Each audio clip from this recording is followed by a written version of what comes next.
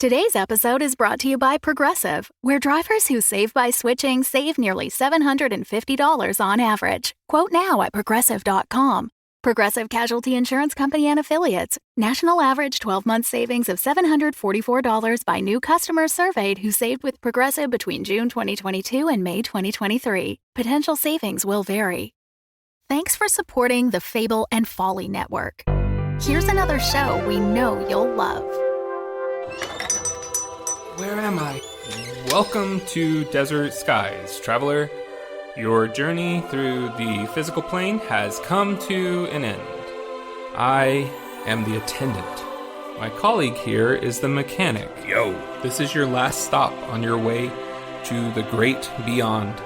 It's our job to make sure you're prepared for the ride.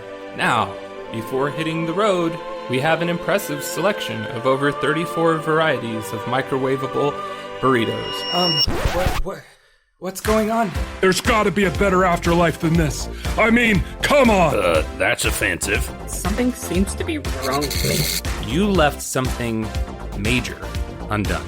I have a life outside of this gas station, you know. You quite literally do not. Any hobbies? Nope. Ever travel? Nope. Love interest? Are you kidding? Oh my god. You're like the human version of a plain bagel. Cash register. How can I help you, attendant? Play some music? You got it. It's kind of funny, though. What I needed wasn't back there. It was here, waiting for me. I wonder what it feels like, Mac, to miss the physical plane, the people you left behind. You know, I had a wife who died 3 years ago. Wish I could go back. No, you don't need to go back. You just need to be here. And a new traveler approaches. Ready, team? Ready. Attendant. Good. Let's do this. Find Desert Skies wherever you listen to podcasts. Stories. We all have them. Some are 6-lane highways. Some are tiny dirt roads. But then it rains and it gets muddy. And that means mud pies. Yum. I eat mud. And stories. Welcome to FUZZTOWN Stories. Today's tale? The jungle is not fungal. It was hot. The yarny rays of the sun beat down on the once wooden colonial houses of Paramaribo. All the wood had turned to fuzz, but it kept its color, and it peeled like how paint peeled, only it was strips of lint. Puppetdom was weird, but that didn't bother me. I was here working for the Empire. I was a yarn division agent, thread class. I'm not bragging, but yeah, it's impressive. I'd come to Suriname on the northern coast of South America because there was talk of corruption. The colonial governor of Suriname, Fungle, was into some strange stuff, at least according to the rumors. Strange stuff was fine as long as it didn't interfere with the edicts of Emperor Fuzzo. But this place reeked of interference, and also falafel, because they had invented this new falafel-scented deodorant, because people miss the smell of fried chickpeas. Not me, I was more a Baba Ganoush kind of guy, but that don't matter now. Anyway, I'd been around this soft and furry globe plenty, and seen some things that turn your yarn white, but nothing prepared me for Suriname. I walked along the banks of the Suriname River and stopped at a cafe. Since the fuzz don't eat cafes now, or just places where you could rest and look at interesting bits of string, the waiter brought me a menu and told me they had a nice corrugated yarn I might like to dangle. I said I was looking for something a little more chunky. He nodded. He suggested I get the special. Our googly eyes locked, and I tried to get a read on the green cactus-shaped puppet. His head bobbed slightly, and it jangled a bit. His smile was hiding something, but I wasn't just sure yet what it was. If I was gonna seek what he was hiding, if you catch my meaning. In the end, he brought me a small slip of fuzz paper. On it was written one word, Yodin Savannah. And all I thought was, what the felt is Yodin Savannah? Suriname was a Dutch colony once. Suriname, back in the pre-fuzz times. And this Suriname was an important foothold in the New World. Eventually, the Dutch, in some war with the British, traded New York to keep Suriname. You'd think it was a bum deal, but New York went rogue with the rest of the George Washington crew and busted loose in 1776. Suriname, though, stayed Dutch till the 1970s, and then it went fuzzy and became Suriname. So in the end, it wasn't a bad trade for the wooden clog crowd, if you prefer tapirs and sloths to bagel and lox. But that's all history now, and what's history got to do with it? Well, in this case, part of that history involved the Jodin Savannah. The Jodin Savannah was a place, an abandoned city in the rainforest, founded and run by Jews in the 1600s. It was being swallowed up by plants long before the fuzz, and as I clomp through the linty, stringy jungle, looking at the abandoned buildings that had turned to yarn and blankets, I saw this abandoned Jewish city, the graves, the synagogue, but most important of all, my Suriname contact, Meow Meow Mittens. Meow Meow Mittens was a tall, lanky puppet, and not a cat puppet, which I said was weird. In fact, I yelled, "Weird!" right at him. He said that Meow Meow Mittens was a family name, and I said, "Whose family?" And he said, "His," and then we didn't talk about it no more. But that was Meow Meow Mittens' way, sneaking notes to people, making them come to some abandoned wasteland in the jungle. A bit dramatic for me, but Meow Meow Mittens was my contact, and I was stuck with him. He insisted on telling me about the Jodin Savannah as we walked, because I guess he had done an internship in college showing people around this place or that. He'd gotten used to telling people things, so anyway, eventually we walked towards the very edges of the Jodin Savannah till we reached some scraggly bits of graves. Meow Meow Mittens stopped, pointed out a few. This, Meow Meow Mittens said, this is the slave cemetery. he pointed to some of the graves. They were buried outside the city because, well, they were slaves. Yeah, slavery sucks, I said, 'cause it did. He walked between the grave markers that were once wood but now were a stiff brown felt. He brushed some of the lint moss away from one and said, This is my great-great-great-great-great-grandfather, he said. "Don't kid me, Meow Meow," I said. "That's a grave, not a person." I poked his soft chest. No, I mean, the person buried here is my not the grave marker, the...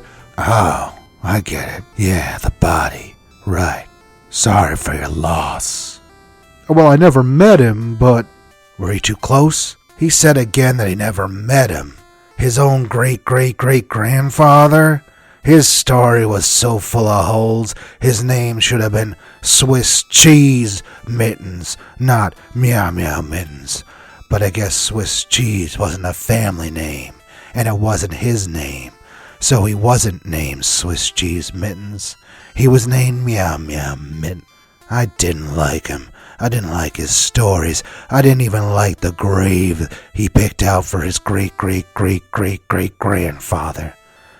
But he was my only hope to solving this crime case involving Bongo Bingo, the corrupt governor of Suriname, which I'd barely even gotten to because of this whole rigmarole with the note and coming to this.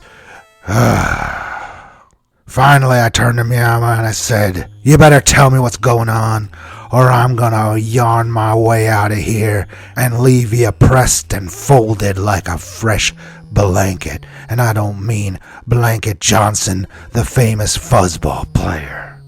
Meow Meow relented. He told me his connection to Suriname was deep, and he hated Bongle Bingle. He was doing what he was doing for the love of his country. Sure, it had its share of problems. What former colony didn't? But what Bongle Bingle did crossed a line. A thick, red line of crime. It was a thick, red line of crime that Meow Meow Mittens couldn't stomach. Not that puppets had stomachs anymore, but the old sayings just sort of stuck. Like a stomach thrown at a wall. It sticks. Few people know stomachs were nature's suction cups and could stick to walls easily. But I knew it firsthand. And that's why I'm not allowed back at the Hard Rock Cafe, which was now the Soft Fuzz Cafe, but that's neither here nor there. It was a long time ago, and anyway, Bongle Bingle was a mold trafficker. Puppet insides are made of stuffing, but that stuffing, like any fabric, can get mildew or mold. But some molds, if they get in your stuffing just right, can cause hallucinations. It was called traipsing. Now, there were many puppets who experimented with traipsing, getting a taste of the trippy world of tasting colors and melting or whatever hippy-dippy doodah those traipse heads traipsed on about. I didn't touch the mold because I'm an uptight square and proud of it. My body is a temple, and this temple has services twice a day and children's mass on Thursdays. Also half-price apes after 7. That's more a joke that works on paper.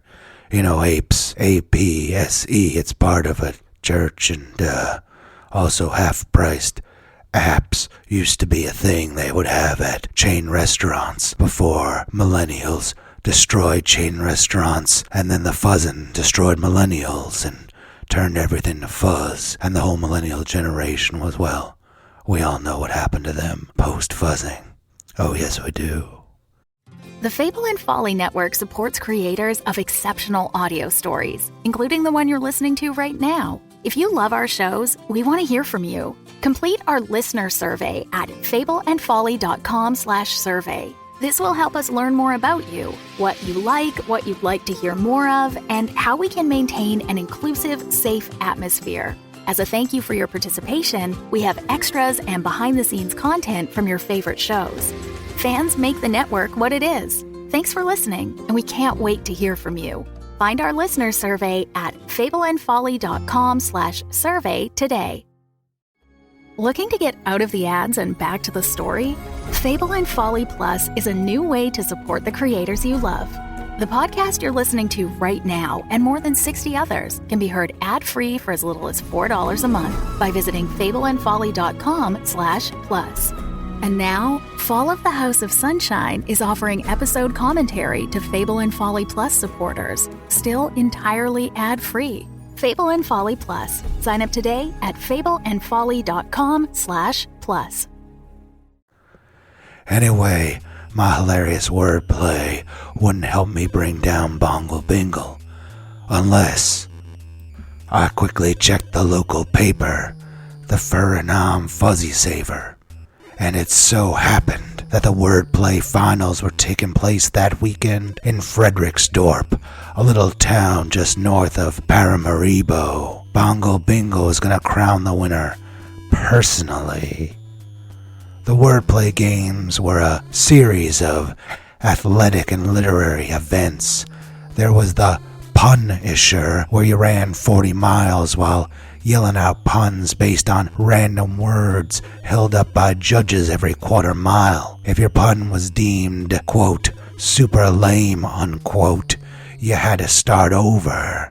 Then there was the tennis doubles entendre, the slam bang, and the lexicon death match.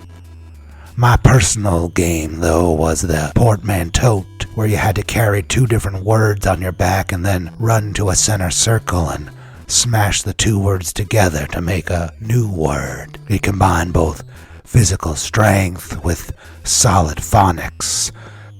I entered the competition, but I underestimated my fellow competitors. Apparently they took portmanteauing very seriously in Suriname. And while I did my best to combine merchant and polish, apparently portent wasn't good enough. And even if I had made it to that winner's circle, which I would've if there wasn't inherent bias in the judging, which there definitely was, what would I do?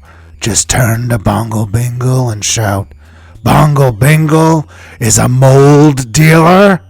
But then I realized I could just shout that from anywhere. So I did. From the crowd, I shouted, "Bongle Bingle is a mold dealer." And then I was arrested. Suriname jails are surprisingly nice. I was given 3 pillows and a cellmate who was made out of 3 pillows named Burgers. Burgers, while being very soft, was a sociopath and not a real conversationalist. Mostly he talked about stabbing, both things that were good to stab at and things that were good to stab with, and then, overall general stab talk. We talked stabbing until I was summoned to the governmental palace. It was there I was brought face to fuzzy face with Bongle Bingle. He told me that he was resigning the governorship in disgrace. Apparently, while I was busy with the wordplay games, Meow Meow Mittens had opened his own investigation and found evidence of mold dealings and forced Bongle Bingle to resign with some incriminating photos that he took of him. But Bongle Bingle would live out his days as most former governmental criminals did, in a nice mansion in Furburg. Furburg was full of former corrupt officials. Sure, you could put them in jail, but they're rich. You don't put rich people in jail. Why would you do that? In jail, you pay to house, feed, and execute people. Rich people can pay to execute themselves. It's the poor that need the government assistance to help with their executions. So, off to exile Bongle Bingle went. Meow Meow Mittens then became the new governor, and I asked him for some money to thank me for all my help, and he told me I was no help and I didn't do or deserve anything. I then said, "Porchant." He said he didn't know what that meant, and I told him to portman shove it. Then I was forcibly escorted to the airport and sent back on the first plane to Fuzzopolis. When I returned to Yarn Division, I was given a promotion because they said having me in the field was, quote, a disgrace. "I'll show you I can do damage anywhere," I said. But they weren't listening, which was fine with me. Listening, after all, was the bailiwick of chumps and chumpettes, and all manner of chumpites in between. Chump, that's a weird word. I wonder where it came from. Hold on, let me look it up. Chump. Ah, here it is. To munch or chew vigorously and noisily. Wait, that's chomp. Hold on. Ah, here it is, chump. It comes from an early 18th century word meaning a thick lump of wood. Probably a combination of chunk and lump. Huh. So chump is a portmanteau. How about that? I guess I'm not the worst agent Yarn Division has ever seen after all. Huh, mid-year evaluation report? Take that. Anyway, that about does it for me. But I do hear there's some hippies on a mountain praying to some things in the sky. I might head over there 'cause I love beating up on hippies. So, until next time, stay out of trouble or stay out of my way. 'Cause my name is Wobble Wibbles, Agent of Fuzz.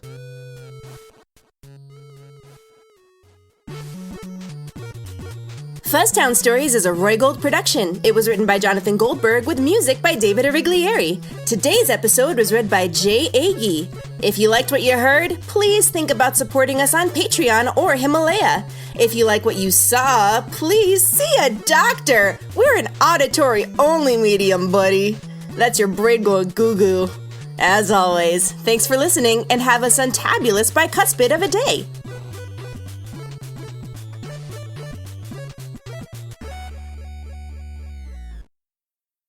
Can't get enough for the House of Sunshine? Then join me, Numola historian Lyman Keys in the Himalaya Plus section, where you'll get commentaries, special exclusive episodes where I answer your questions about Numola and beyond, as well as a community to chat with fellow Sunshine fans. Join Himalaya Plus and speak with the creators about the show and get exclusive updates and access. I'll see you in Himalaya Plus. Lyman Keys, Lyman at you in Himalaya Plus.